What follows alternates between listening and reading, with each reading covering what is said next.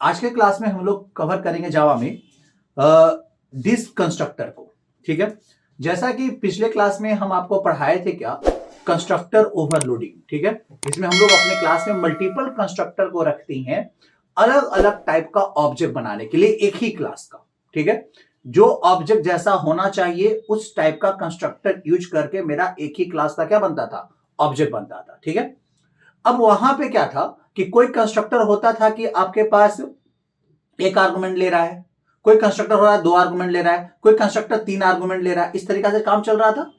तो अब जब पार्टिकुलरली जब आप एक कंस्ट्रक्टर मतलब ऐसा कंस्ट्रक्टर को कॉल किया ऑब्जेक्ट बनाने के लिए जो एक आर्गुमेंट ले रहा है, तो वो मान लो उसका कोई वैल्यू इनिशियलाइज कर दिया होगा। अब दूसरा जो कंस्ट्रक्टर है, ठीक है, वो 2 आर्गुमेंट वाला है, जिसमें से एक आर्गुमेंट जो है ना, जो इसमें से जो एक आर्गुमेंट है वो पहले वाला कंस्ट्रक्टर इनिशियलाइज कर ही रहा था। तो हम ऐसा कर सकते हैं कि हम 2 आर्गुमेंट वाला कंस्ट्रक्टर के थ्रू फर्स्ट आर्गुमेंट वाला कंस्ट्रक्टर को आर्गुमेंट पास कर कर, क्लियर है, हम अपना ओवी कंस्ट्रक्टर को उसी कंस्ट्रक्टर के थ्रू हम उस ऑब्जेक्ट को इनिशियलाइज कर देंगे जो एक वैल्यू को इनिशियलाइज कर रहा था। क्लियर है। अब इसी पर्पस के लिए हम लोग के पास क्या आता है, दिस कंस्ट्रक्टर होता है।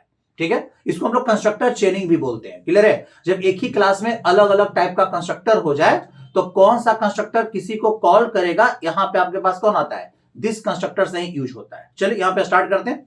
तो आज का जो टॉपिक है हम लोग का वो है क्या, आपका दिस कंस्ट्रक्टर। दिस कीवर्ड तो नाम सुने ही होंगे, जो सेल्फ रेफरेंस ऑब्जेक्ट होता है, क्लियर, जो करंट ऑब्जेक्ट को पॉइंट आउट करता है। ठीक है, जो ऑब्जेक्ट कॉल कर रहा है किसी भी मेथड को, ठीक है, तो वहां पे वो अपने मेंबर्स को रिफ्लेक्ट करने के लिए आपको क्या यूज होता है, उस ऑब्जेक्ट के मेंबर को रिफ्लेक्ट करने के क्या यूज होता है, दिस कीवर्ड हो जाता है। यहां पे बस वही चीज है, जो ऑब्जेक्ट से थ्रू, जिस कंस्ट्रक्टर के थ्रू जो ऑब्जेक्ट बन रहा है, तो दिस तो उसी को रेफर करेगा। तो जब दिस उसी को रेफर कर रहा है तो उस ऑब्जेक्ट के लिए हम किसी भी कंस्ट्रक्टर को क्या कर सकते हैं, कॉल कर सकते हैं। अभी आपको अच्छे से समझ में आ जाएगा। मान लो सपोज करो कि मेरे पास एक पहले सिंपल सा एक डमी दिखाते हैं, पहले उसमें समझो। पहले मान लो कि एक क्लास है मेरे पास, ठीक है, एक क्लास है एबीसी क्लास है। अब इस एबीसी क्लास के अंदर में एक मेंबर है, इन टाइप का एक एक्स है और इन टाइप का क्या है, वाई है। क्लियर है, 2 मेंबर हो गया। अब इंस्टांस मेंबर है तो ऑब्जेक्ट में भी क्या लेगा, जाकर स्पेस ले लेगा। अब यहां पे देखो, अब एबीसी क्लास का कंस्ट्रक्टर यहां पे 2 रखते हैं। एक रखते हैं एबीसी क्लास का कंस्ट्रक्टर जो एक आर्गुमेंट ले रहा है इंट एक्स। क्लियर है, बात समझे। और जो इनिशियलाइज कर रहा है ऑब्जेक्ट को this dot X equal to X, इस तरह से इनिशियलाइज कर दिया और वाई का वैल्यू ये 0 डाल दिया। मतलब वाई ये इनिशियलाइज करना, ये एक आर्गुमेंट वाला हो रहा है। क्लियर है, चलो। और एक जो कंस्ट्रक्टर है वो है 2 आर्गुमेंट वाला, इन टाइप का एक्स ले रहा है और इन टाइप का क्या ले रहा है, वाई ले रहा है। अब देखो ये दोनों इनिशियलाइज करेगा। अब जो एक्स जो है ऑब्जेक्ट में, ये भी कंस्ट्रक्टर तो इनिशियलाइज कर ही रहा था, तो ये कंस्ट्रक्टर सोचा कि हम उस ऑब्जेक्ट का वैल्यू न डालकर हम एक्स का वैल्यू को हम इसी कंस्ट्रक्टर से क्या करवाते हैं, इनिशियलाइज करवा देते हैं। तो इसके लिए वो क्या इंटरनली कॉल करेगा, दिस कंस्ट्रक्टर को। देखो तो यहां पे लिखा दिस और यहां पे एक्स को क्या कर दिया, पास कर दिया। क्लियर है, तो यहां पे ये वाला कंस्ट्रक्टर इस कंस्ट्रक्टर को क्या कर लेगा, इवेल्युएट कर लेगा। क्लियर है, और यहां पे जो दिस डॉट, यहां पे दिस कीवर्ड यूज करेगा, this dot Y equal to जो वाई का वैल्यू आया है वो यहां पे इनिशियलाइज कर देगा। क्लियर है, तो अब समझ में आ रहा होगा दिस कीवर्ड का क्या, दिस कंस्ट्रक्टर का क्या मतलब है। ठीक है, अब यहां पे समझो, लेकिन कुछ रूल रेगुलेशन ऐसा याद रखना। सबसे पहला चीज, पहला रूल है कि अगर कंस्ट्रक्टर के अंदर दिस कंस्ट्रक्टर को कॉल कर रहे हैं तो वो सबसे पहला स्टेटमेंट होना चाहिए इसके। अब पहले आप this dot Y equal to Y कर देते हैं, बाद में दिस कंस्ट्रक्टर कॉल कर देते तो इधर आ जाएगा, ये कभी भी पॉसिबल नहीं है। ठीक है, आपका सबसे पहला स्टेटमेंट होना चाहिए दिस कंस्ट्रक्टर, अगर कंस्ट्रक्टर के अंदर दिस कंस्ट्रक्टर को आप यूज कर रहे हैं तब। ठीक है, दूसरा रूल, एक से ज्यादा दिस आपको यूज नहीं कर सकते हैं एक कंस्ट्रक्टर के अंदर। ठीक है, ये भी याद रखेगा, अगर इसमें एक बार यूज कर लिए दिस तो सिर्फ और सिर्फ एक ही बार यूज कर सकते हैं, दोबारा यूज आप नहीं कर सकते हो। क्लियर है, चलो। अब यहां पे एक मेथड रख लो सिंपल शो करने का, जो एक्स और वाई का वैल्यू शो करेगा। अभी हम नहीं रख रहे, जब हम वहां प्रैक्टिकल पे आते हैं तो वहां पे हम आपको करके दिखाते हैं। चलो, एक क्लास बनकर तैयार हो गया। अब इस क्लास का हम एक ऑब्जेक्ट बनाते हैं, एक क्लास का ऑब्जेक्ट बनाए, एबीसी क्लास का ऑब्जेक्ट बनाते हैं जिसका नाम है O1 इक्वल टू, यहां पे क्या लिखे, न्यू एबीसी। ठीक है, इस तरीके से हमने क्या बनाया, एक ऑब्जेक्ट बनाया। फिर यहां पे एक और ऑब्जेक्ट बनाते हैं, ठीक है, एबीसी। अब देखो यहां पे एबीसी O2 इक्वल टू क्या लिखे, न्यू एबीसी। अब यहां पे देख, सबसे पहला चाहिए, अब यहां पे जो कंस्ट्रक्टर आपने बनाया है, दोनों ऑब्जेक्ट जो बनाया है, ये बनेगा ही नहीं। एक बात और याद रखो यहां पे, क्यों, बिकॉज आपके जो ऑब्जेक्ट है, बात को समझ, यहां पे आपका जो ऑब्जेक्ट है जो बन रहा है डिफॉल्ट कंस्ट्रक्टर से, यहां पे समझो, कैसे बन रहा है? डिफॉल्ट कंस्ट्रक्टर से। और आपके क्लास में कोई भी डिफॉल्ट कंस्ट्रक्टर अवेलेबल ही नहीं है। तो आपको जब हम कंस्ट्रक्टर पढ़ा रहे थे तो उस समय भी हम ये बात को बताए थे। क्या बताए थे हम? कि जब भी आपको ऑब्जेक्ट बनाना है तो आप अपने क्लास के अवेलेबल कंस्ट्रक्टर से क्या कर सकते हैं? ऑब्जेक्ट बना सकते हैं। क्लियर है? तो यहां पे डिफॉल्ट कंस्ट्रक्टर नहीं है। और डिफॉल्ट कंस्ट्रक्टर इंटरनली तभी काम करता है जब कोई भी कंस्ट्रक्टर आपके क्लास में ना हो तब। क्लियर है? तो ये ऑब्जेक्ट तो ऐसे बनेगा नहीं। तो अब यहां पे ऑब्जेक्ट बनाने के लिए कम से कम या तो एक आर्गुमेंट वाला कंस्ट्रक्टर यूज करना होगा या फिर 2 आर्गुमेंट वाला कंस्ट्रक्टर यूज करना होगा। ठीक है? अब यहां पे चलो, तो यहां पे ऐसे बनेगा नहीं। तो मान लो सपोज करो O1 जो बना है वो इस तरह से बना, यहां पे एक आर्गुमेंट डाल दिया, कितना? 5। तो एक इंटीजर डाले तो एक इंटीजर आर्गुमेंट रिसीव करने वाला ये वाला कंस्ट्रक्टर है। अब देखो O1 के अंदर में आपके पास 2 चीज है। पहला जो चीज है वो आपके पास क्या है? x और y। अब O1 के पास 5 गया है, मतलब x के पास कितना गया? 5 गया। और यहां पे क्या किया? दिस डॉट x, दिस मतलब सेल्फ रेफरेंस ऑब्जेक्ट, जिस ऑब्जेक्ट के लिए कंस्ट्रक्टर कॉल हुआ है। ठीक है? अब उस ऑब्जेक्ट को पॉइंट आउट कर रहा है, करंट ऑब्जेक्ट को पॉइंट आउट कर रहा है। तो दिस डॉट एक्स मतलब O1 डॉट एक्स। क्लियर है? में x का वैल्यू कितना है? 5। या कितना इंसाइज होगा? 5। और यहां पे y का वैल्यू कितना आ गया? 0। क्लियर है?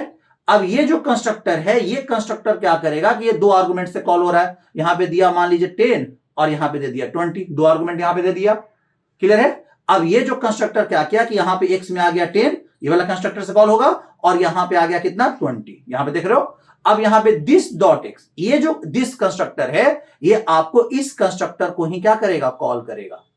बस समझ, इस कंस्ट्रक्टर को क्या कर लेगा? कॉल कर लेगा। मतलब यहां पे फिर से ये 10 गया, और दिस डॉट एक्स मतलब O2 का x, O2 का x यहां पे डिनोट करेगा। करंट ऑब्जेक्ट को ही दिस पॉइंट आउट कर रहा है, जिस ऑब्जेक्ट के लिए कंस्ट्रक्टर कॉल हो रहा है उसी को दिस पॉइंट आउट करता है। ठीक है? अब यहां पे आप देखो तो यहां पे आपके पास इसका x और कौन है? y है। तो यहां पे आपके 10 और यहां कितना? आपके पास y का वैल्यू जो 20 है वो इनिशियलाइज हो जाएगा। क्लियर है? लेकिन 10 जो इनिशियलाइज हुआ है वो इसी कंस्ट्रक्टर के थ्रू हुआ है। तो दिस इज कॉल्ड द क्या? This constructor. जब आपको ये बहुत काम आता है, जब आपको अलग अलग आर्गुमेंट देना होता है ना, आप देख लो कि भाई इस कुछ वैल्यू, यहां पे दो ही आर्गुमेंट था तो कोई दिक्कत नहीं है, हम इसमें भी अगर लिख देते directly this dot X equal to X तो कोई भी मेरा काम चल जाता। लेकिन जब रियल लाइफ एग्जांपल में आओगे, जब रियल लाइफ बेस्ड प्रोग्राम बनाओगे ना, तो वहां पे आपको बहुत सारा आर्गुमेंट इनिशियलाइज करना पड़ता है। तो आप वहां पे देखोगे कि भाई ये आर्गुमेंट तो पहले वाला कंस्ट्रक्टर तो इनिशियलाइज कर ही दिया होगा, वो तो आर्गुमेंट ले रहा है, तो क्यों ना हम उसी को भेजे, तो इनिशियलाइजेशन का कोड वो खुद कर लेगा, उसके बाद लिखा हुआ है ही। तो यहां पे क्या काम होता है? फिर दिस कंस्ट्रक्टर का ही काम होता है। तो आपको क्लियर हो रहा होगा अच्छे से। चलो इसको हम लोग करके देखते हैं किस तरह से ये काम करेगा।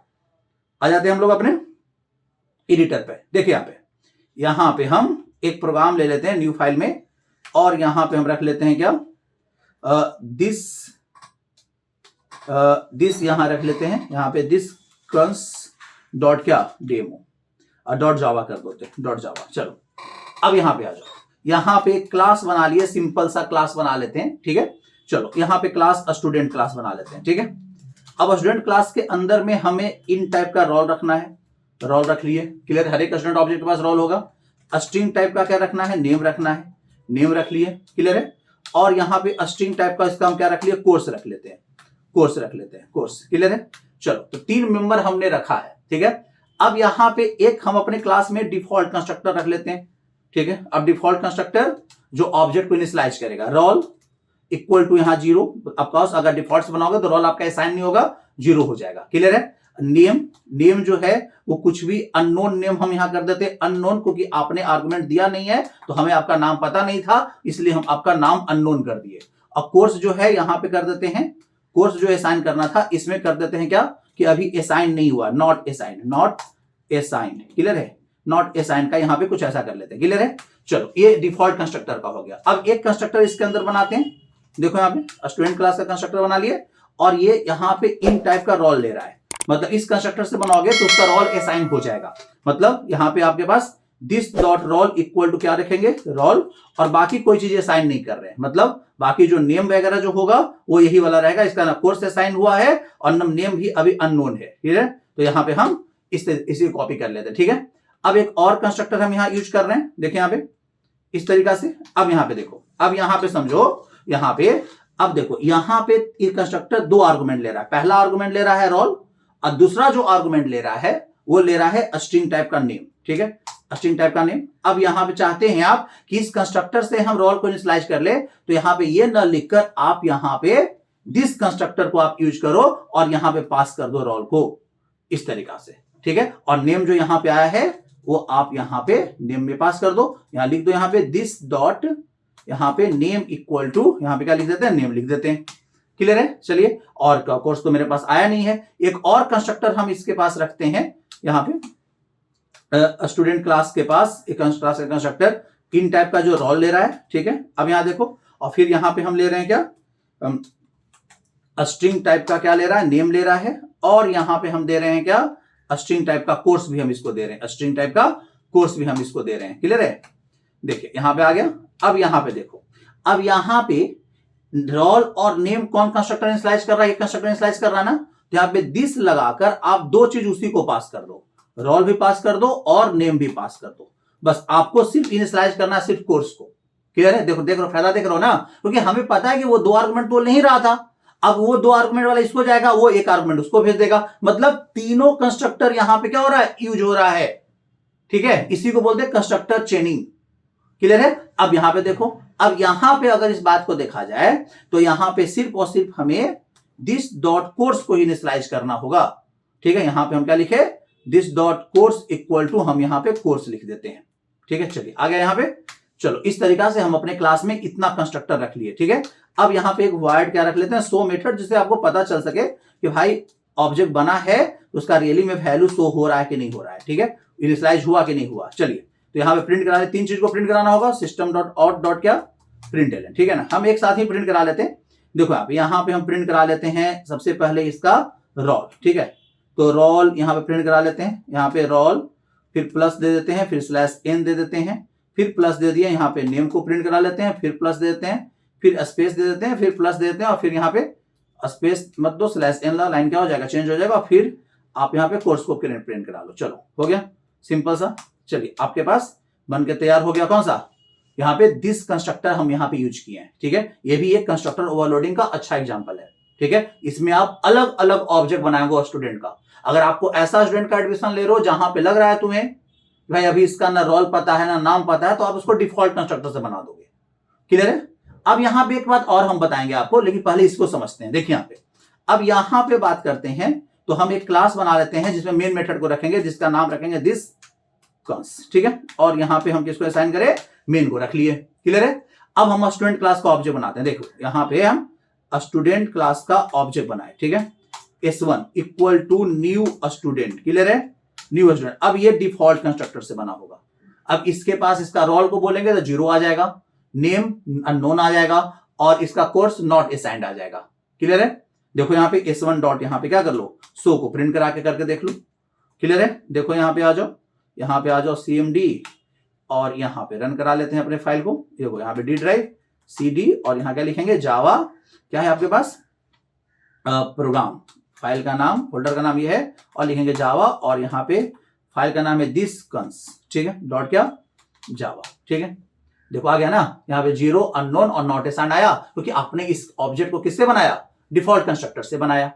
ठीक है, अब यहाँ पे देखो, अब यहाँ पे क्या आता है बारी, कि अब हम जो ऑब्जेक्ट बना रहे हैं, देखो स्टूडेंट क्लास का S2 equal to new student. Clear है। अब यहाँ देखो, और यहां तीनों आर्गुमेंट देते हैं, रोल नंबर 101 दिए, नेम हमने दे दिया राम कुमार।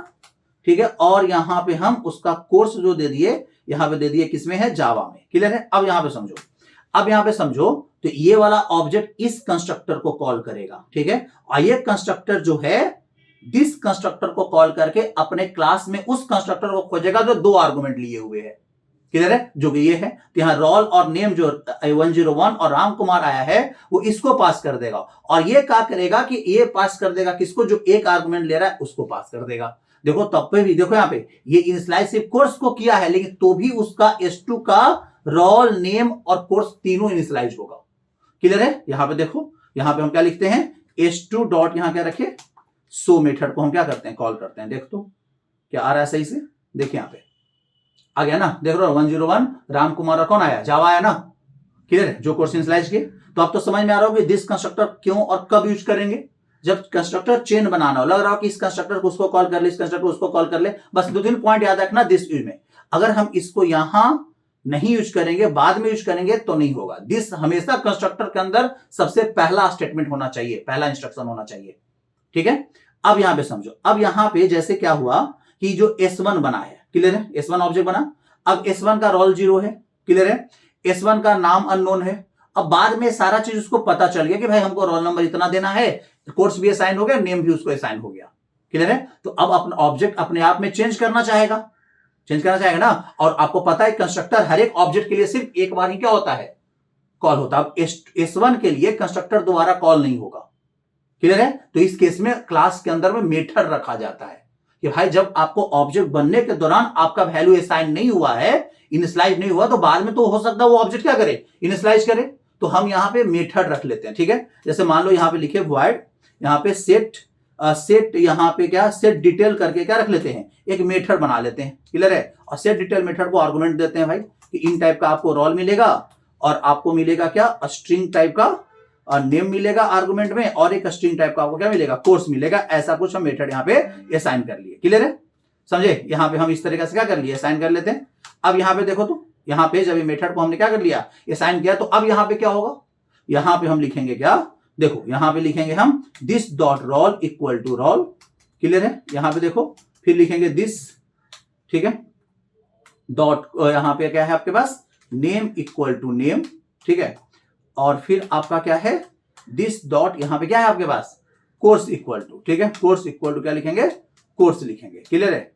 यहाँ पे इस तरीका से हम कर दिए, क्लियर है ना। अब देखो, अब S1 सोचा कि भाई अब मेरा तीनों चीज स्लाइज हो गया है, तो कंस्ट्रक्टर तो कॉल नहीं कर सकता था, तो इसलिए एक्स्ट्रा मेथड रखा जाता है क्लास में कि भाई ठीक है, ऑब्जेक्ट बनने के बाद अगर तुम में कुछ वैल्यू असाइन करना है या चेंजेस करना है तो आप मेथड के थ्रू कर सकते हैं। कंस्ट्रक्टर सिर्फ एक बार ही कॉल होगा हर एक ऑब्जेक्ट के लिए, आपको जब कंस्ट्रक्टर पढ़ा रहे थे उस समय बताए होंगे हम, ठीक है। अब यहाँ पे देखो, तो यहाँ पे हम लिखे S1 ने कॉल किया किसको, सेट डिटेल मेथड को कॉल किया, इसका तीनों चीजें स्लाइज हो गया, मतलब 1012 इसका रोल नंबर है, इसका नाम मान लो रोहन है, क्लियर है, और यहाँ पे इसका ये भी जावा कोर्स में है, ठीक है। चलिए यहाँ क्लियर है। अब यहाँ पे S1 डॉट फिर से अगर हम शो करेंगे तो देखना यहाँ पे S1 का भी तीनों चीज इनिशियलाइज हो गया होगा, क्लियर है। देखो यहाँ पे, तो यहाँ पे अगर हम देखो आ गया ना 102 रोहन और कौन, जावा। और जब शुरू में जब S1 बना था तो उसका देखो तो रोल नंबर कितना है, 0, नॉट असाइन 101। तो ये चीज याद रखिएगा कि जब भी आपको यहां पे कॉल करना है, ऑब्जेक्ट जब बन जाता है तो दोबारा ऑब्जेक्ट में अगर कोई भी चेंजेस को करना होगा तो कंस्ट्रक्टर कॉल नहीं होगा,